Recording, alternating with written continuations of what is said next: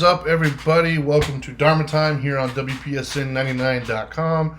As always, I am your host, the Dharma Guy, and of course, I'm joined with the Dope Doctor. What is up, man? I'm doing well, Trinity. Are you? Because you look sick right now with the mask on. You're carrying around your little IV, so I'm doing all right. Okay. Yeah, exactly.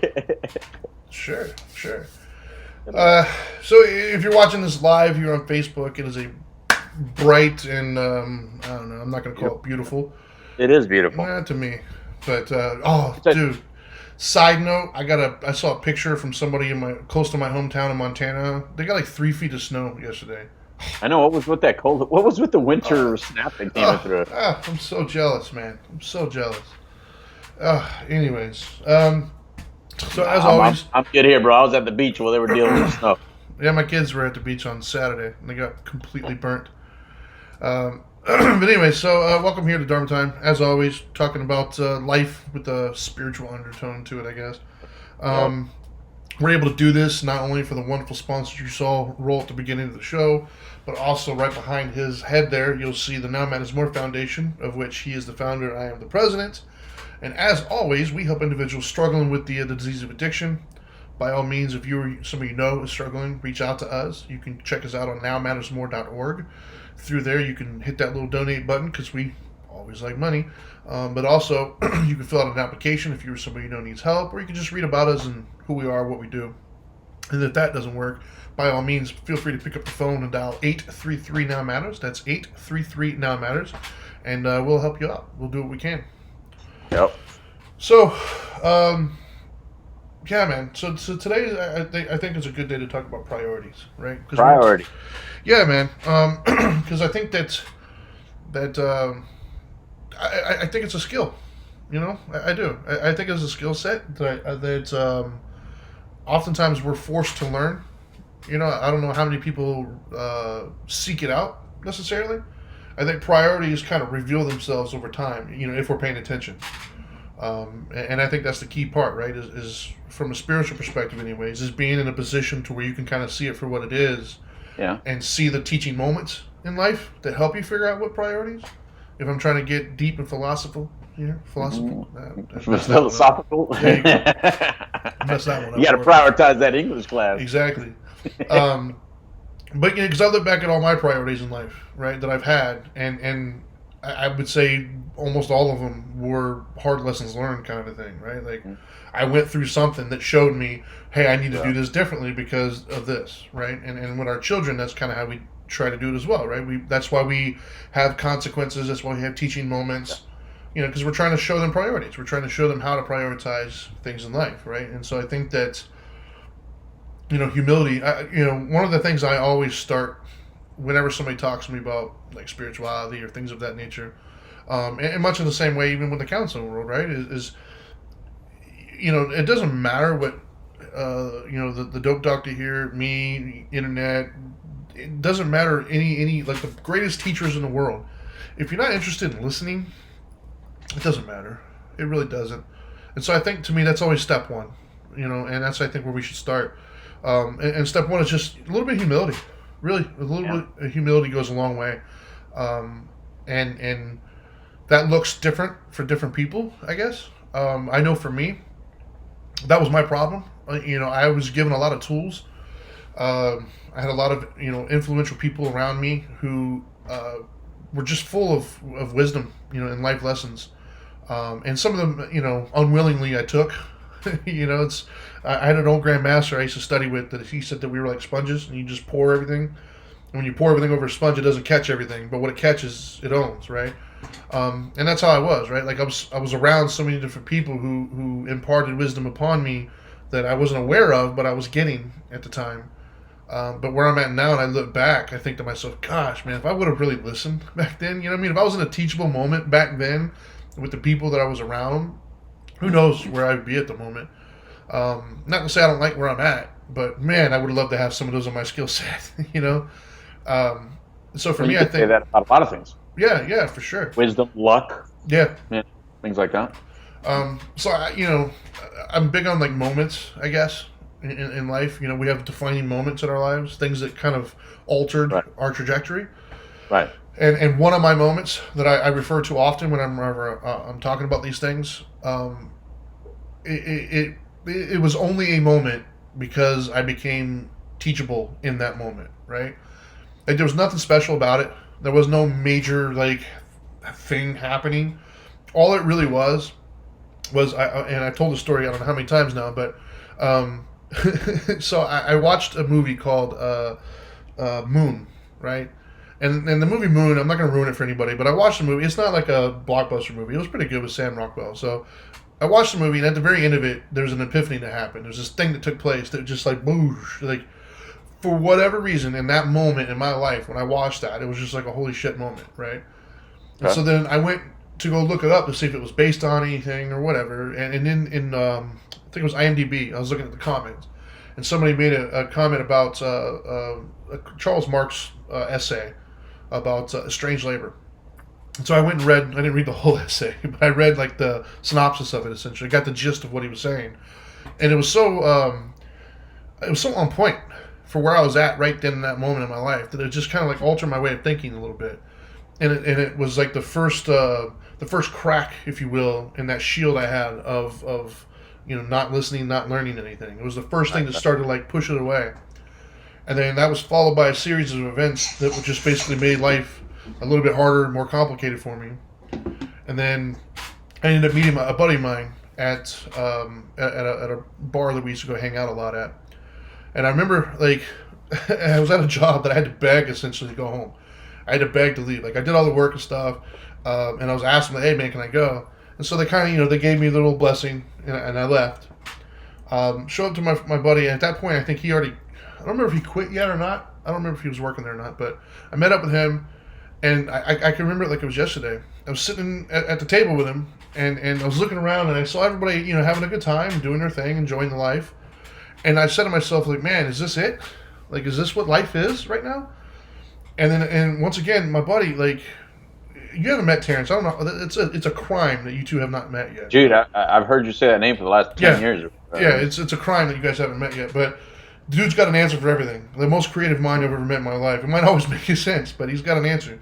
And for the first time before or since then, he said to me, "I don't know." I've never heard those words out of his mouth. And basically what I was referring to was, is this my life, right? Is this, I wake up in the morning with just enough time to eat and do whatever I got to do to go off to a job that I can't stand, that pays me just enough to basically continue to live enough to go back to work the next day. And then I beg and plead, and I get an hour or two of reprieve to come here and hang out with you guys just to wake up and do it again tomorrow. I was like, this sucks. I don't want to do this for the rest of my life. And and so, but it was in that moment. Something about that moment made me teachable. It was in that moment that I looked around and was like, you know what?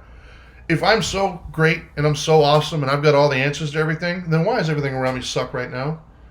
And that was where my favorite phrase that I heard from the 12-step stuff and from all you non-normies, I guess, is your best thinking got you here, right?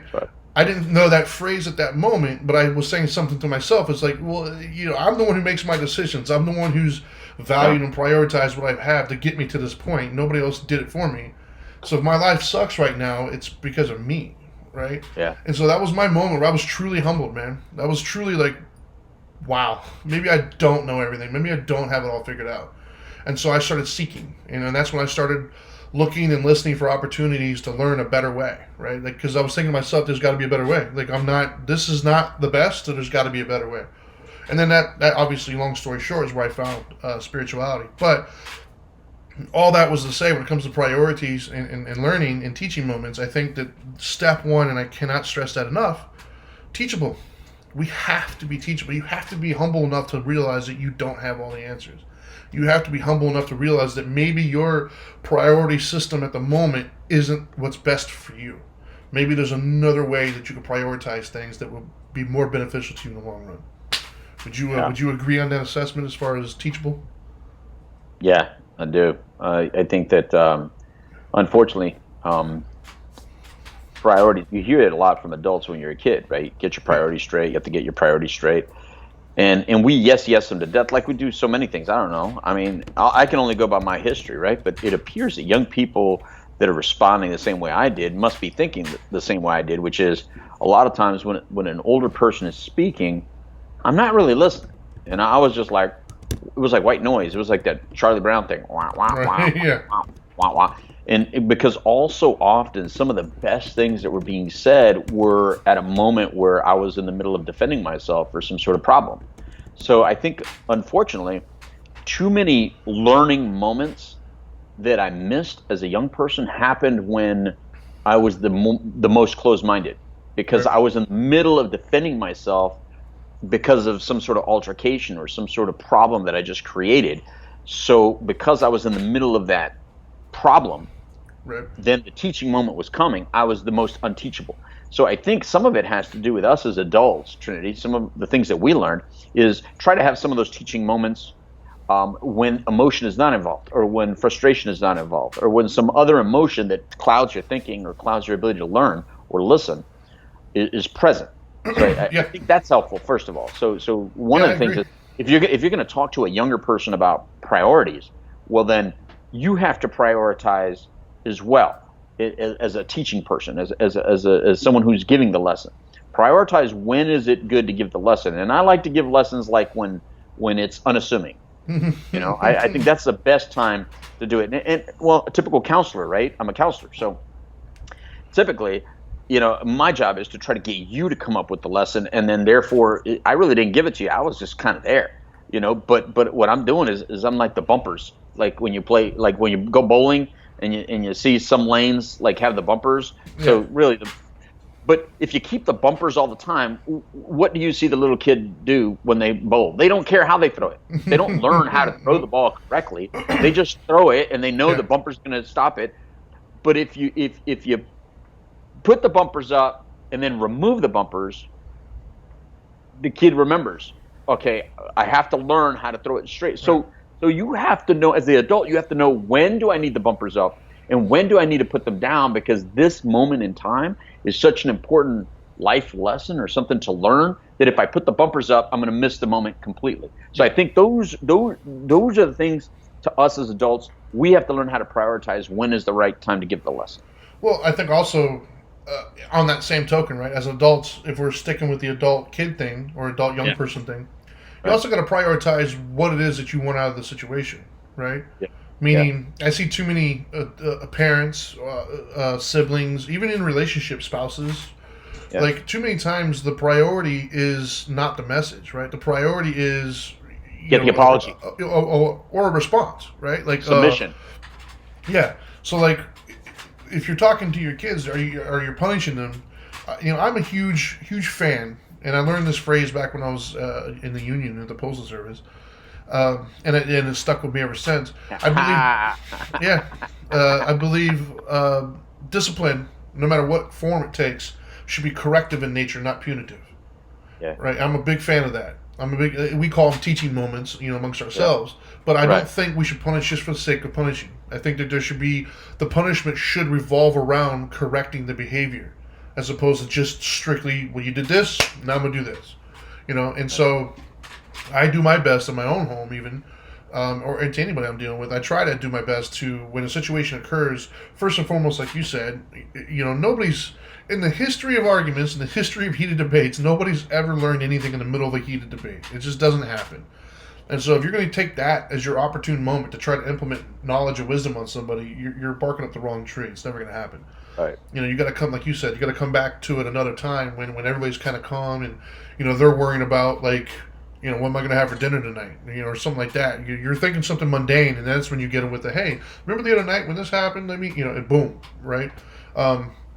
Or like in my situation earlier this morning, I was doing my own thing, and there was an event that happened in this house with my 16-year-old, which I won't go into detail, but something happened, and it disrupted the flow of the day for sure, and Mm-hmm. and I stayed out of it. I let it all take place, and then that was on, I think it was Saturday or Sunday, and then I didn't speak my point until today.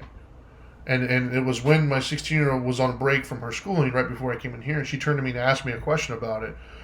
And then that's when I gave her. She was probably expecting like a quick, like, 2-second response to something, but instead I used that as an opportune time because I had her attention. She was asking me for something, so that was my time to really tell her what I thought. Yeah. And it created like a good dialogue for at least 20 minutes, and she wants to do it when we get off air, because I didn't kind of nail her into it, and I didn't do it when she was already upset after it happened and things of that nature. I let it kind of calm down, like just because once again, my priority is not letting her know that I'm upset and disappointed. My priority is correcting the behavior so she learns a lesson moving forward and doesn't do it again. Right. And so that priority, I got plenty of time, man. She's not moving out tomorrow. So that Right. one, I can let it go. I got time. I can let it go a couple of days. I don't need to do it right now. Now, if all I was interested in, if my only priority was to emotionally explode so she understands that I'm upset or I'm disappointed, then yeah, I could have done it right then and there. But that's not my priority. And I think that's part of the thing, is we have to all decide for ourselves what is it that we're truly wanting out of the situation. If we're just wanting to explode or to retaliate, then I can't really help you. But if you're truly wanting the situation to get better, then that's where I think spirituality does come into play, or just taking a pause, right, and adjusting your priorities. Right.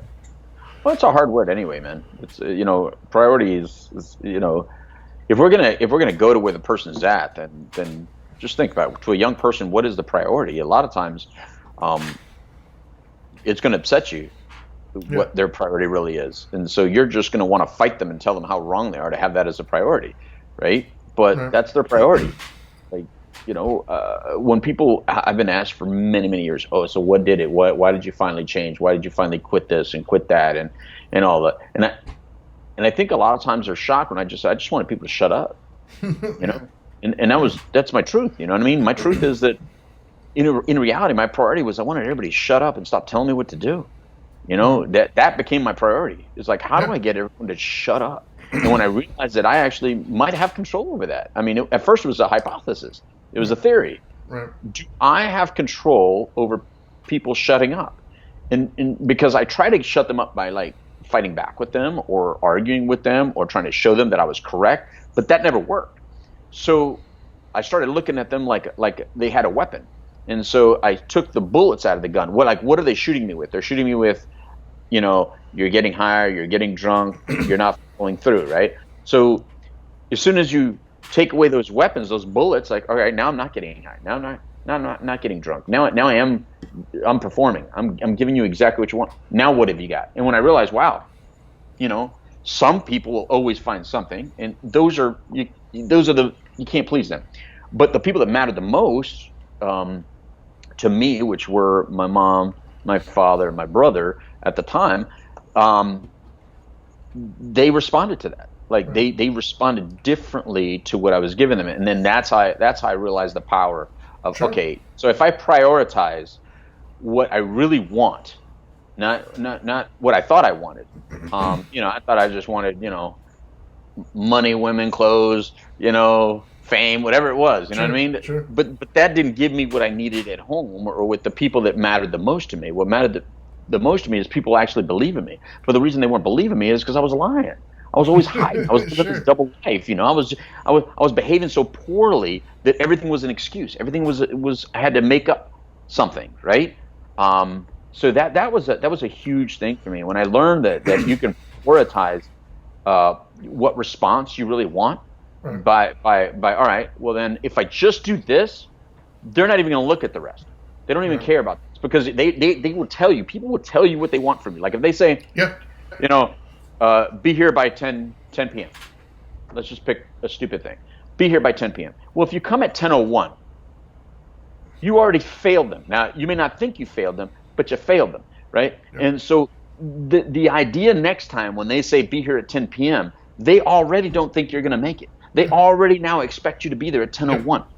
But if you consistently give them more than what they expect, like they say be here at 10 p.m. and you're there at 9:30 every time, they care. Like next time, they're just I mean, 5 times later, you can get there at 10:30 and they're okay with it because most of the time you're there at 9:30. So if you just learn that kind of the way the world is structured and the way people are, it makes life so much easier. So that becomes the thing is your priority shouldn't be to people please.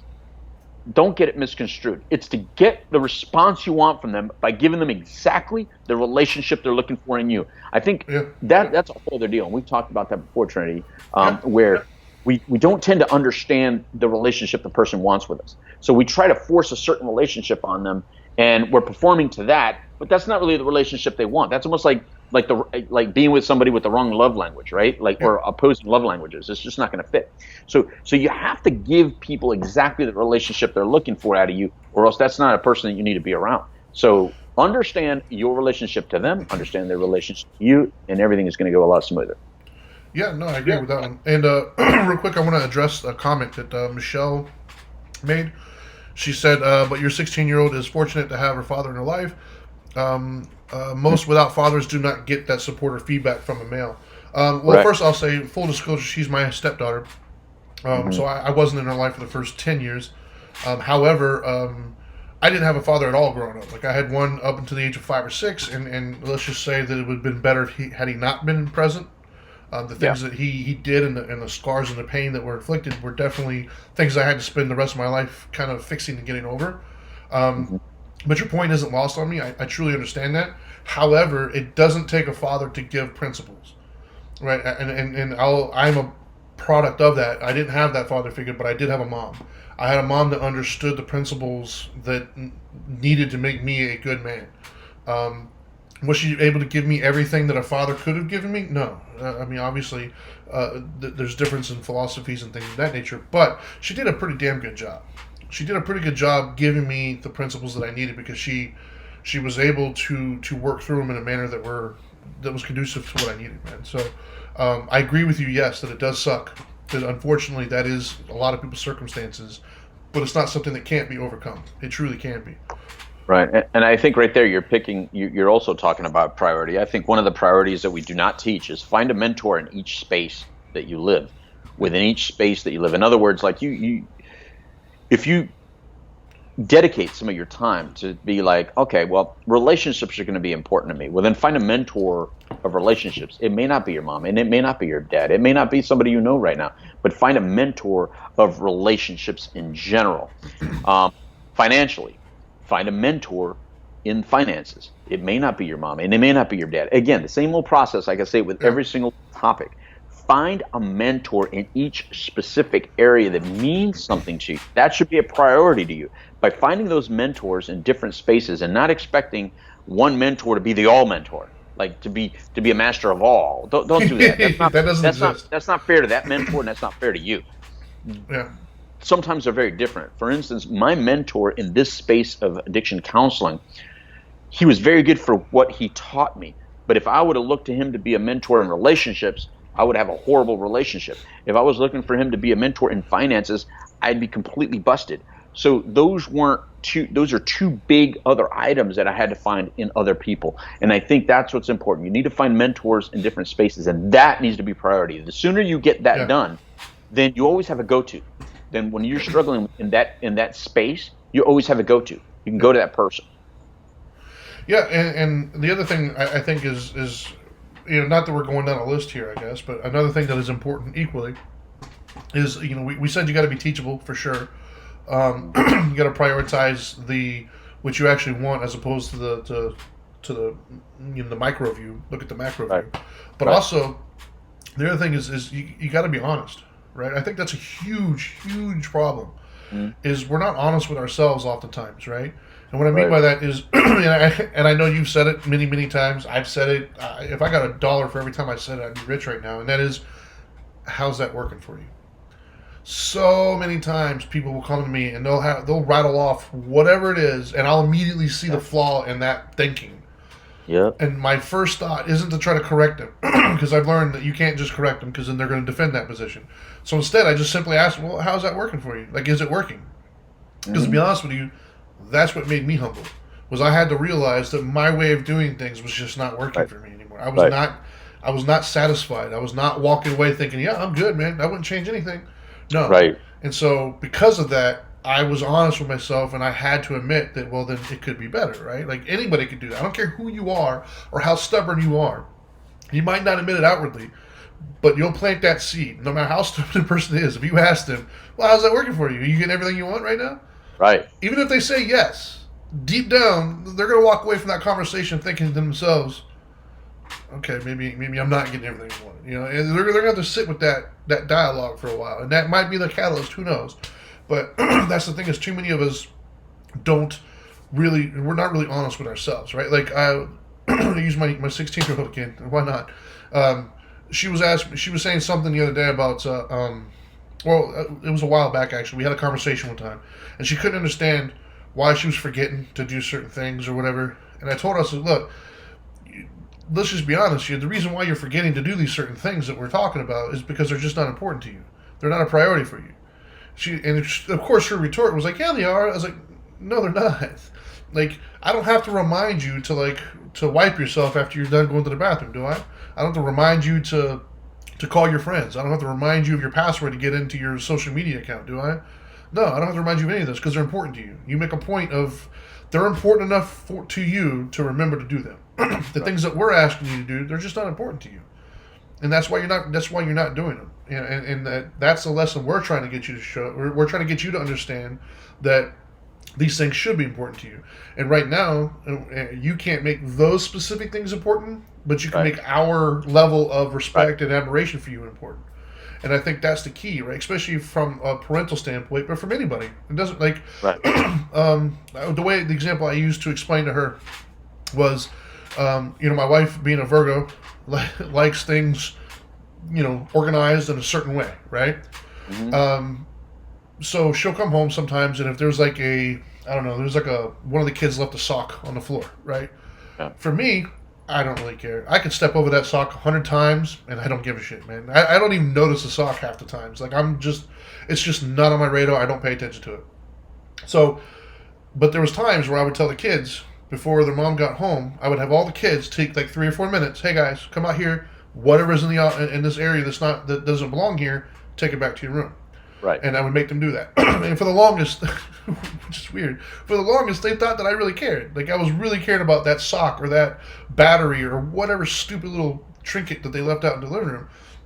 And so I explained to her actually earlier today, I was like, no, I didn't care about any of that stuff, man. I don't care in the least. I'm a dude, man. So if it's not in one of my immediate needs, I don't even notice it. It could burn down and I wouldn't even know. Like, I had a joke with my wife one time. I was like, somebody could steal like our washer and dryer and I wouldn't know for like over a week. Because I just don't pay attention to it. I just don't look at it. If I'm doing laundry, then obviously I'll look at it. But if it's like a Tuesday and I'm not doing laundry, then I don't even look in that area of my house. It could disappear and I wouldn't know. But what is important to me is that my wife feels appreciated and my wife feels listened to and validated and heard. And in her space, she associates those two together. She associates with, hey, I don't want to come home and see, the sock on the middle of the floor here that should be in their room. And it would be nice if you guys cared enough to pick that up. So for me, what's important, what I prioritize is my wife thinking that I'm listening and I care. And so that's why, whether she even notices it or not, it doesn't matter. My priority isn't to feel good about what I'm doing. My priority is for her to feel respected and heard. So even if she doesn't come home and say, oh, thank you so much for having him clean it, that's not what I'm doing it for. Once again, that's where the priorities come in, right? My priority isn't for attaboys. I get those in other areas. I'm doing this strictly because I prioritize her happiness. So I make sure I tell them to go do that. And so that's what I was trying to explain to her earlier was, right. We got to prioritize not necessarily the actual specific thing, but oftentimes what's behind it, like the bigger meaning here. And almost always the bigger meaning, especially dealing with people, has to do with, respect, validation, admiration, those kinds of things. And sometimes that's for yourself too, right? That's why we got to prioritize me time, because you're respecting yourself. You got to give yourself that me time. And I think that that's an important thing. It's just honesty, though. You have to be honest with yourself as far as what is the actual problem here, and is it working? Is my way of solving this, is it truly working for me, or is there a better way? Right. I'm going to take that same sock thing because, well, the reason is because, like, how you watch movies and sometimes you'll hear your kids say something to response to a movie, like, and they'll catch the criminal in the movie being sloppy or whatever like that, or the person being sloppy. So I use that a lot. You'll hear me say that to a lot of people. I say, well, I just should know about it. And so, like, when I talk to my kids, and I tell them why they're getting rewarded, I say, it's not that you're doing everything perfect, because I'm sure you're doing stuff that I don't know about. I said, but I'm not supposed to know about it. I'm not supposed to know everything you do. There's going to be things that you do, but if you're sloppy enough for me to know, then now I'm going to have to say something. Yep. I'm going to have to respond to that. But I'm also going to reward when I don't know, and I'm not going to go looking for it. If you don't give me any clue or any reason to go look for something, then boom. But that's real world. Bosses aren't going to go look for typically bosses aren't going to go look for something when you're performing. Your relationships aren't going to go look for something when you're performing, when you're doing what you're supposed to do. So when that sock is on the ground and you leave it, you walk away knowing you leave it, you're being sloppy. You're asking for more attention. You're asking to be commented upon. You're asking to be disciplined. You're not showing the fact that you got this. So later on, when you say, I got this, how can I believe that? How can I trust that? If you're sloppy enough to leave that knowing mom's going to get upset about that, then you're on your own, kid. You know what I mean? Because you just asked for that kind of attention, and you know that's going to be an issue. You know when you leave a plate with food on it, what that's going to do. Every time you leave something, you should already know this is going to create this kind of response. This is going to create this kind of reaction. And if you don't know that, then you're going to struggle in life. So those are the lessons you're learning when we ask you to pick something up. Because I agree with you. I really don't care how neat the thing is. I like my house to be lived in. I don't live in a museum anymore. Like my parents' house is a museum. I swear to God, it's a museum. Dude, I can dirty a fork, and if I set it down, I turn around and come back, that fork is washed. It's like Disney. Dude, my parents are so neat and clean about things, and so is my wife's mom. She's the same way. So these two houses, but ours is a little bit more lived in. You know what? This is a whole different deal. I don't require a museum, and I don't want it. Because this is where I'm comfortable. However, when it comes to children and kids, you have to teach them that, because if you don't, you don't know the yeah, I don't know what their outfit's going to be. It might go from lived in to hoarder status. You know what I mean? So part of it is a responsibility. Is like, do I care about the sock? No. But I don't know what that's going to turn into you, baby. I don't know if that one sock is going to turn into all your socks. I don't know if that one little piece of dirty laundry is going to turn into your entire laundry in the corner. You know what I mean? I don't know what that's going to do in the future. I just know that by keeping things a certain way keeps everybody not looking, keeps everybody out of your situation, and keeps everybody silent. And it leaves less question about how well you're doing, because your behavior tells it. You know what I mean? Like when people talk about like drug use and stuff like that. It's like, look, what are the symptoms? Like, let's not talk about is marijuana bad? Let's talk about the symptomology. If I see you slacking motivational wise, if I see you getting moody, if I see you spending time with people that I don't really care about or are questionable, or now they're not coming by, like your friends, like I don't see them anymore, and when I do see them, they're very avoidance in their behavior. But that is when I may have an issue. So think about that. Is it that the adults or the system or me as a parent care about a specific substance, or is it that all those symptoms that we don't like become apparent? Because that is how you let everybody know I'm using, or I'm doing something, or this isn't working for me. But you won't admit it. You won't say that your motivation is down. You won't say that you're getting moody. You'll blame someone else for your moodiness. You won't blame anyone for your friendships. You'll say they're good people. You just don't know them, or I don't want them to meet you because you're jerky to my friends. You see, I don't want any of that stuff. So these conversations that I had to have early on with my kids. And my wife used to say, well, why don't you just tell them that drugs are bad? Why don't you just tell them that it leads to heroin? Why don't you just tell? And it's like, because that stuff that doesn't work. And that's not reality. The reality, even if it's someone's reality, it may not be my kid's reality, right? Yeah. So I got to talk about stuff that they can visually see. What goes up must come down. Action equals reaction. If you talk in numbers, you talk in basic math, and you talk in basic science, but you apply it to things that you don't want to see happen, then they can see when it's happening, and they can't lie to you. You just give them a look. Yeah. All you have to do is give them a look and be like, whatever. Just walk away. I don't have to call them on it. I don't have to have a large discussion about it. My look alone will tell her, oh my God, does he know? Or what is he thinking? You know what I mean? They have to want to please you.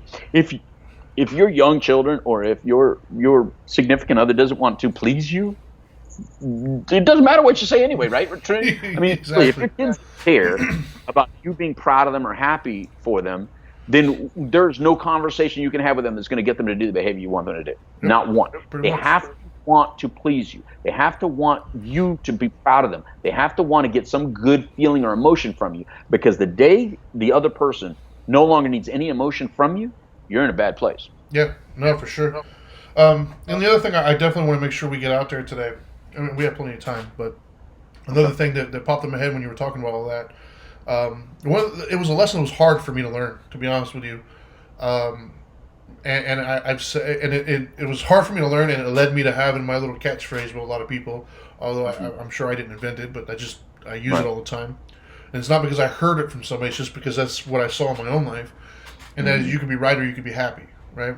Yep. And so for me, I struggled with that because my priority was to be right for so many years of my life. I wanted to be right. So anytime I saw anybody doing something that I didn't think was right, or if they made a mistake or whatever it was, I was right there to let them know about it. And I would defend it, and I would debate it, I would argue it, I would have that confrontation. I loved it. But then I saw the turmoil that it caused. And I saw how exhausting it is to just try to be right all the time. And then I got a taste of peace, right? And that peace made me happy, man. It really did. And so then I had to ask myself, so it basically pick your battles, right? And that's what I've learned now in my life, is I prioritize my happiness. I prioritize my peace. And that has many different looks to it, right? So in prioritizing my peace, I don't have to pick every battle. I don't have to do if I see somebody doing something that I can choose to just let that go and let nature run its course, right? Like life will teach whatever lesson. Life is undefeated, guys. Life always wins. And so for me, I had to do my best to pick my battles and learn when I needed to say something and when I didn't. And even when I did, come at it from a way that I prioritized my peace above all else. And I think that is the like, now that I've experienced peace, dude, I don't want anything to take that away. And that's what I prioritize. And to be honest with you, that runs into every area of my life, right? Like, because I prioritize my peace, everything I do is to maintain that peace. Who I spend my time with, what I do in my day-to-day life, the errands that I run, the managing of my schedule, it all revolves around, is this going to contribute or take away from my peace? And so, am I going to go out, am I going to go do something that's going to jeopardize my home life, for instance? No, because it's going to take away my peace. Am I going to do something that's going to impact my kids in a negative way? No, because I'm not trying to lose my peace. Am I going to go say or do something out in public that's going to, no. Am I going to even post something on social media, right? Because I see people who feel free to put all sorts of stuff out there, which by all means, teach their own. But I'm going to refrain from certain things because it's going to potentially negatively impact my peace. And that is way more important to me than anything else. I don't care how right or wrong I am or somebody else is, and when I see, because there's a lot of stuff to be right about right now, and a lot of people feel the need to chime in and correct others, but I'm not trying to impact my peace. And so for me, my priority is my peace, and everything I do revolves around that. And so I think that we have to kind of, as individuals and ourselves, we kind of have to collectively do that as well, right? We have to kind of, you want to be right or be happy. If you want to be right, if that's your priority is to be right, then just understand what comes with that. What's going to come with that is exhaustion, confrontations, disappointment, all that stuff is going to come with it. And so if you got to be honest with yourself, and do you truly want that? Because you can't have one without the other. You can't just always be right. Trust me, I've tried it for many years and it didn't work, right? So if you're going to try to be right, if that's your priority, then you are willingly accepting all the other things that come with it. But if your priority is peace, then that's a little bit more negotiable. It's all about how you approach things on that one. Unless the conflict is giving you peace, and if that's where you're at, then that's where you're at. And I believe that at some point for some people that's where they're at, and that's okay. But I think also, Trinity, with us, we have a certain purpose and passion that we're fulfilling as well. So we have a certain role with people, and it goes back to that understanding your role with people.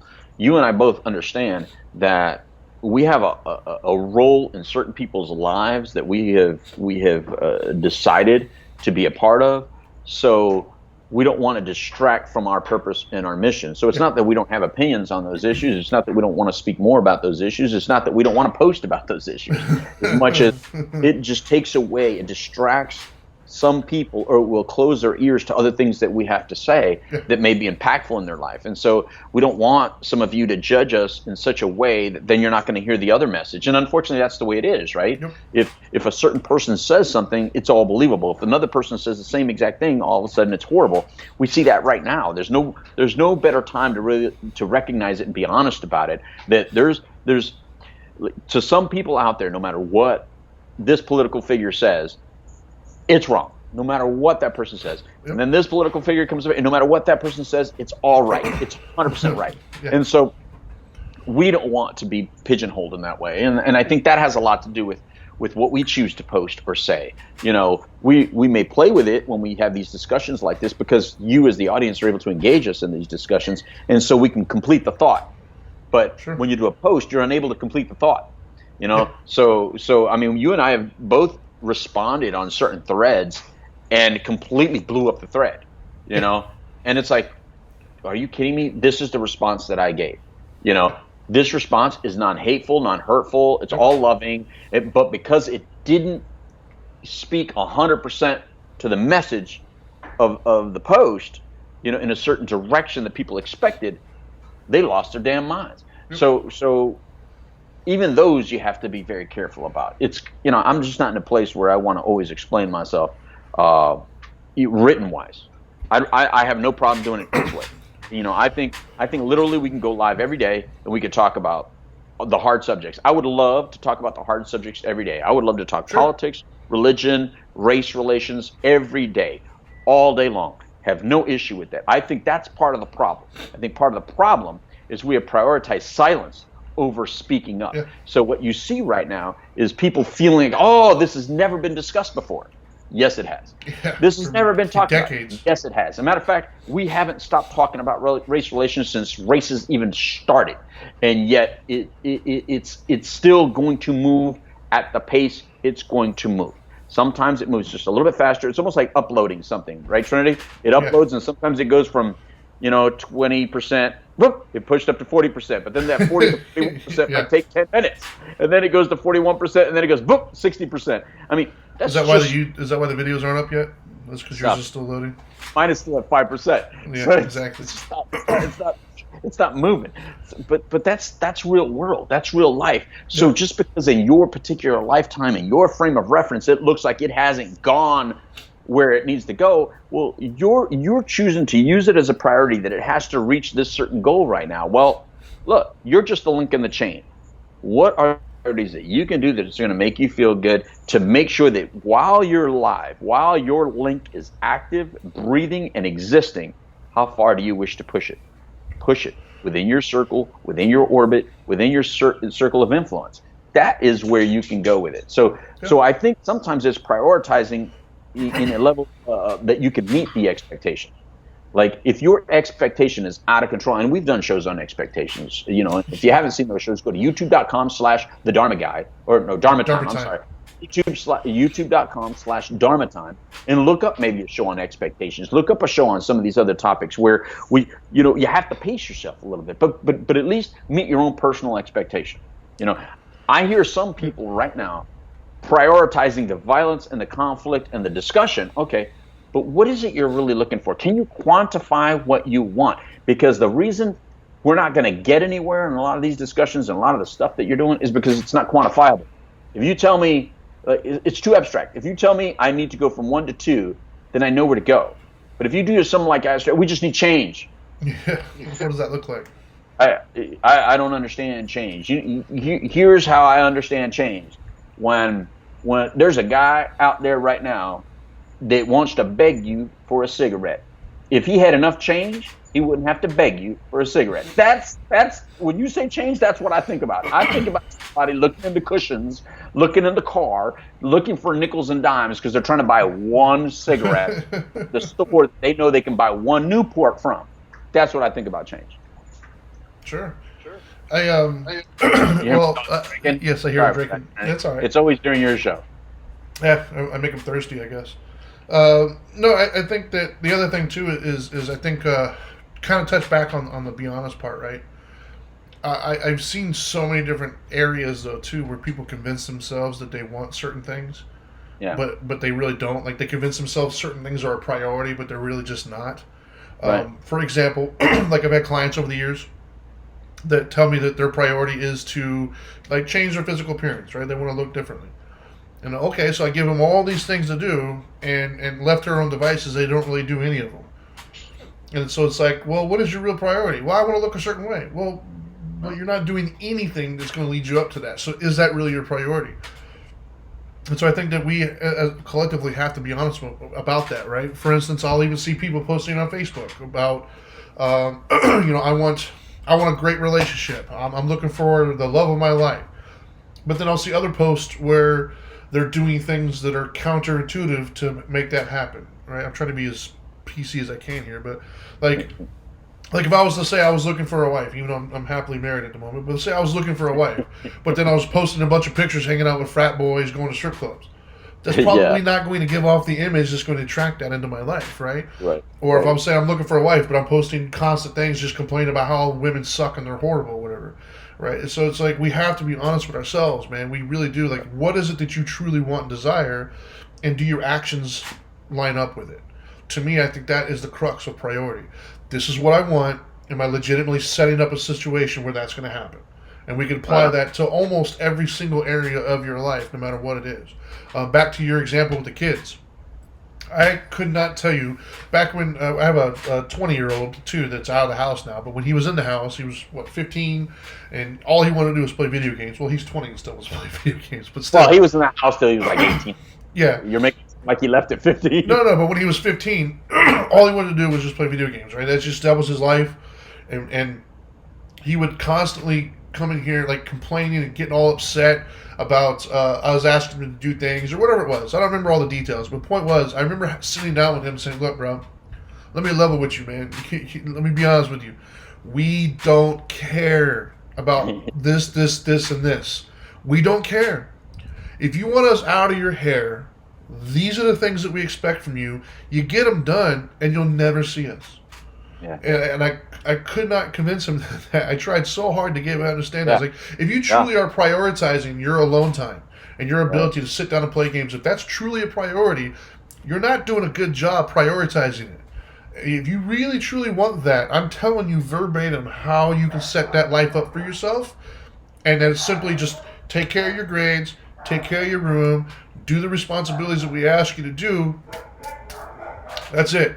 We will never talk to you about anything. Like we will be roommates at that point, you know? I mean, obviously we're still loving parents, blah, blah, blah. But my point was we won't harass you on a daily basis. And that's what I try to tell all my kids now. It's like, dude, you got to be honest with yourself. If you truly... And so I don't think he truly wanted that. What he truly wanted was just to be lazy and do nothing. He didn't truly want to play video games. Because if he truly wanted to play video games, he would have done these things to do it. What he really, truly wanted was just to be lazy and left alone. And even that, he wasn't doing a good job prioritizing because he would have found a different way of doing it. So, actually, some would argue that what he wanted was the discipline. Some would argue psychologically that he truly wanted the discipline. And so that was the hard lesson to really understand is to understand that some people are looking for that. Yeah, they are kids do want discipline. I know that sounds like a crazy thing, but kids, that's how they know they care, right? Like, that's how we know we care. I care enough about you and your future to make rules and stipulations. Like this idea that kids just want to be left alone, you know, on the surface, their little 16-year-old brain is telling them, just leave me alone. But no, deep down inside, they want to feel valued, they want to feel loved, just like the rest of us do. And the way they show that love is, I care enough about you to take an interest in your day. Well, the misconception is that the kids that behave poorly are undisciplined. No, those are the kids that require the most discipline. Those are the kids that actually do really well. They function very well in highly disciplined scenarios. You could put them in the military. You could put them in jail. You could put them in some strong, rigid structure, and they perform a lot better. In other words, they require that. They require good leadership and good guidance, and they require a belief in you as the leader to take them where they want to go. So that's the other thing. I mean, you may have your own priorities about what you want to do, but you may have given birth to somebody who has a completely different priority set. So part of your job is to kind of figure out, what the hell did I just get here? What is this kid? This kid, it has my genetics, it has her genetics, it has the world influence, it has, okay, so now this is going to get difficult because As you get older, what happens? Our kids get influenced by other kids, other families, other parents, what they watch on TV, Instagram, TikTok, whatever the hell they get influenced by. So now you got this little hodgepodge, and you're trying to look at them and talk to them from the influence that you're aware of. Well, you weren't raised like that. This is your home. But you forget that, well, you're not the only one that has raised these kids. They've been going to school and hearing so many different ideologies and so many things that now you have this person in your household that completely speaks a whole different than what you're used to. You're like, the hell did Where'd you this? get that? Yeah. But you know what? This is part of the deal. If you did the right things and you have faith and trust in the relationship that you have, and just stay the relationship, stay true to your course, no matter how far they go, they come right back. I learned a lot of this from my brother. What I saw my brother be able to do is my brother was totally able to disobey, be disobedient, do what the hell he wanted to do, and like get away with it. Like I saw my parents like completely buy into his crap, and I never got away with it at home. I'd be like, damn, and he would just like tact, Louis, tact, because you're just too obvious. And so I had to learn that even though I was living a secret life where even he didn't know about, I didn't know how to do it to other degrees. So I already had the skill set, and I had to realize, oh, I am doing it. I'm doing it over here. But what it is when I feel like that right or be happy thing that you were saying, when I was doing that, I was not getting away with it because I had to show my cards. And I saw my brother how he did it, and he taught me so well. So I was like, okay, that's how you do well in life. You want to do some things, do it, but just sometimes you just got to play a different game. And that was the thing that I didn't understand. I always thought you never give in, you never play the game, you never kiss ass, all that other stuff. But man, my dad sat me down one time. He goes, listen, he goes, I know when your mom tells you something, I know you don't want to do it. He goes, listen, it creates problems for me. I need you to just do it. Just do it.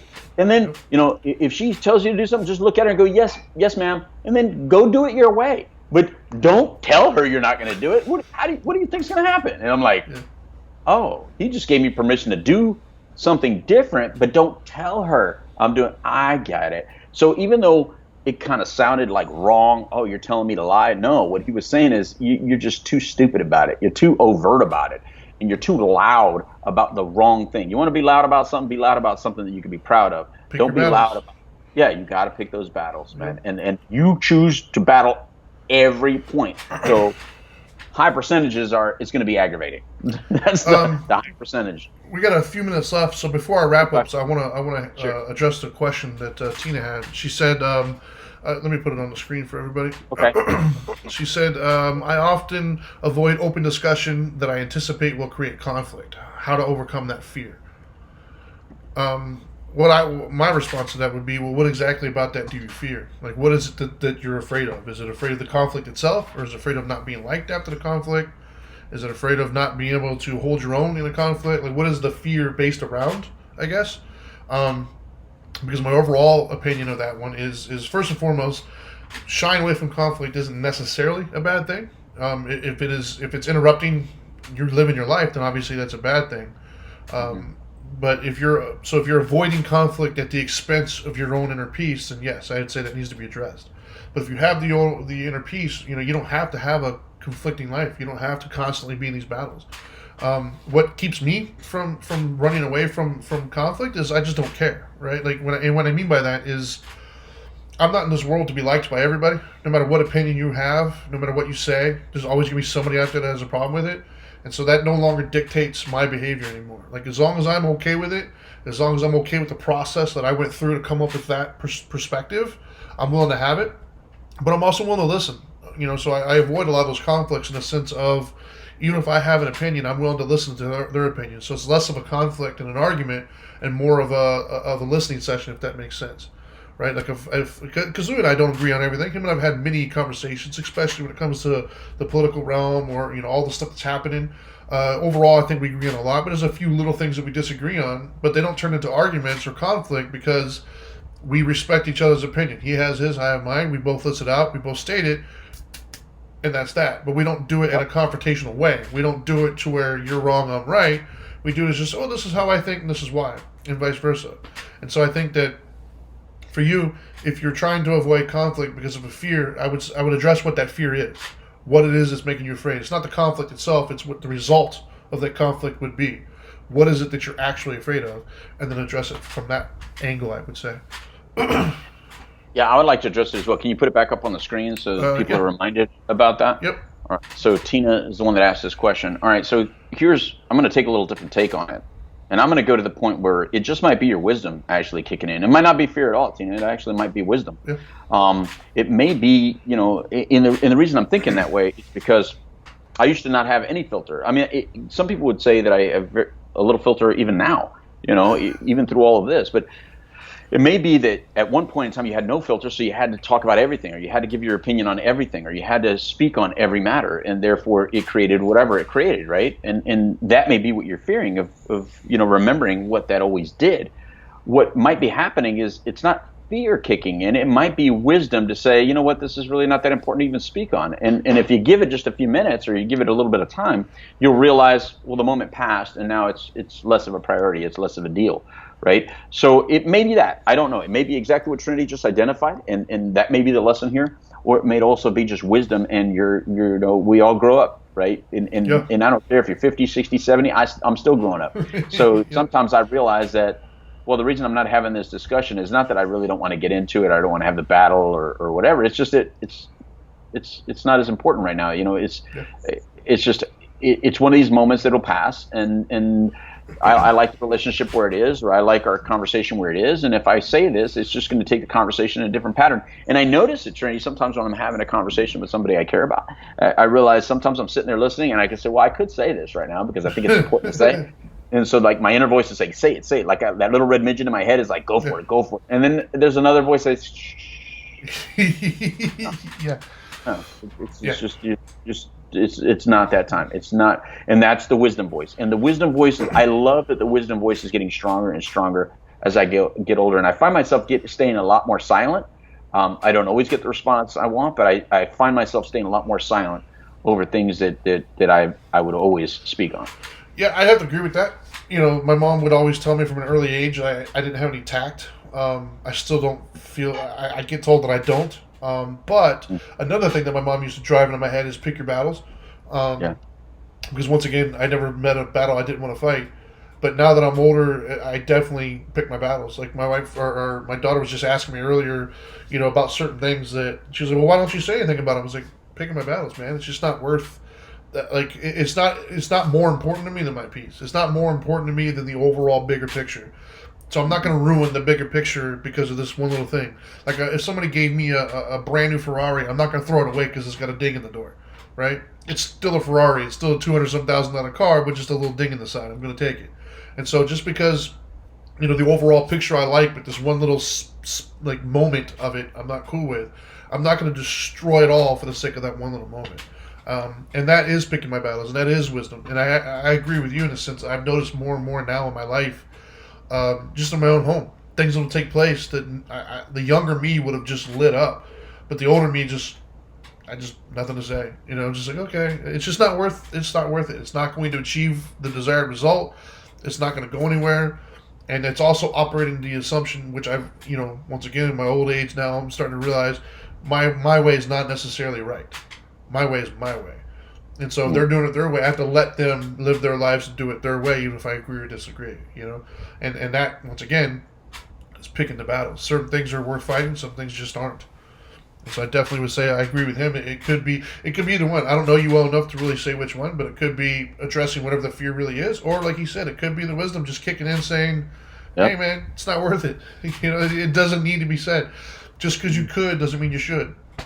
Amen. So we got a few minutes left. You want to do some wrap-ups? I'll go ahead and give you a couple minutes. Yeah.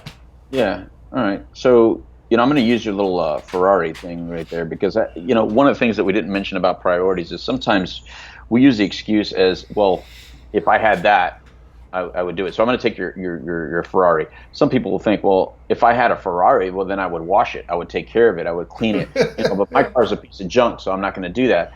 And, I learned this lesson from Captain Chris Hill, actually, man. And it's not from what he said. Captain never said anything that taught me the lesson. But I never saw anybody take care of a $500 car as much as Captain Chris Hill. What I saw was an individual that When I first met him, I mean, the guy, he just didn't have anything, and he would get these $500 cars, but those $500 cars were the cleanest, spick and span vehicles I've ever seen in my life, brother. The way he took care of them, the way he cleaned them, the way he appreciated it, and so he never used the excuse that, well, it's not the Ferrari, therefore I don't take care of it. Because you hear that a lot with priorities. People will say, oh, if I had money, then I would take care of it. Or if I had the business, then I would do this. Or if I had the wife you had, then I would do this. Or if I had the life you had, I would do this. No. If you do that with what you have, that's how you learn it.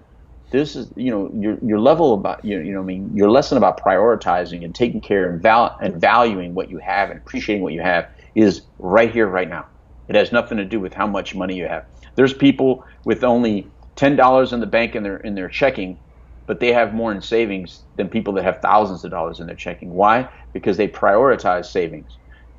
There's people that, their house, they live probably in the ugliest, dirtiest neighborhood, around, but then you go in their house and it's spick and span and clean and neat. In other words, whatever your priority is, it's your priority. It's not based on the value of money. It's not based on the value of anything other than the value of your appreciation and your attention. Give attention to what you truly know is important to you. Put value on what you truly know is important to you, and your actions will follow. That's it. Amen, brother. All right, so before I do my wrap up, as always, let me say thank you to everybody for tuning in and watching.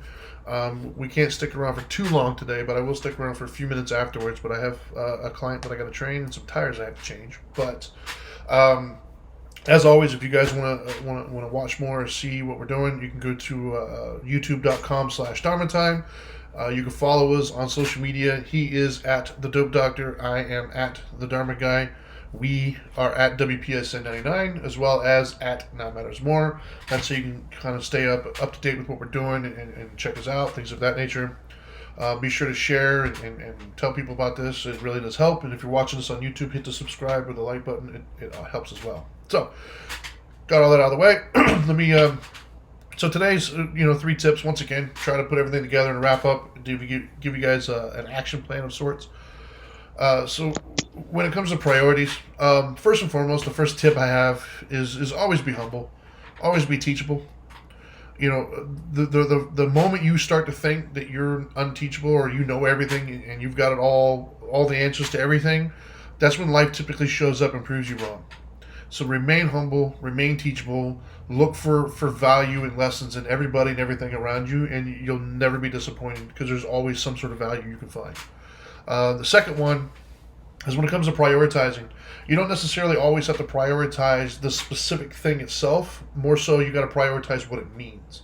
Like in the sock analogy earlier, I wasn't prioritizing the socks by picking them up from the kids. I was prioritizing my wife's, validation and appreciation. I was trying to make sure she knew that that's what I valued. That's what caused me to pick up the socks. To the untrained eye, it would be the socks, but it wasn't. And so, in your own life, prioritize whatever it is that those things mean to you. Whatever it is that you're trying to prioritize or wherever you're at in your life. Instead of prioritizing the tiny thing, prioritize the big goal. And then lastly, I would say you got to be honest, man. When you're trying to prioritize stuff, when you're trying to figure out how to go about things, be honest with yourself. Is it working? Is it not working? Is this what I truly prioritize? Is this what I truly want? Or am I saying this just because it sounds good or it looks good or this is what people want to hear? That does nobody any good. So be honest with yourself if it's working, if it's not, or if you truly prioritize it or not. And I think you'll be doing just fine. Anyways, as I said that, we did not. How did we go through a whole show and not mention it? We have a Hope-a-thon coming up on the 26th. It's a 24-hour live event. We're going to be streaming on multiple different platforms. Please stay in touch with us through the various outlets I just said, and you'll hear more about it. You can also go to thehopeathon.com. That's called thehopeathon.com. And you can check out, I think there's a countdown right now. It's coming up. Got a lot of big names involved. It's going to be a really cool event. And please, by all means, make sure you pay attention to that. So, anyways, that's all I got. Stick around for a few minutes. We'll answer some questions. In the meantime, now that you know better, do better. Peace.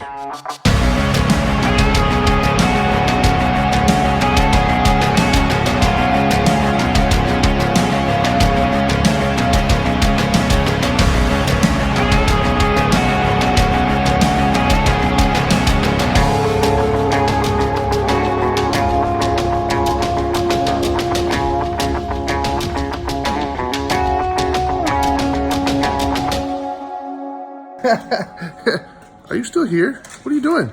I told you, go do better.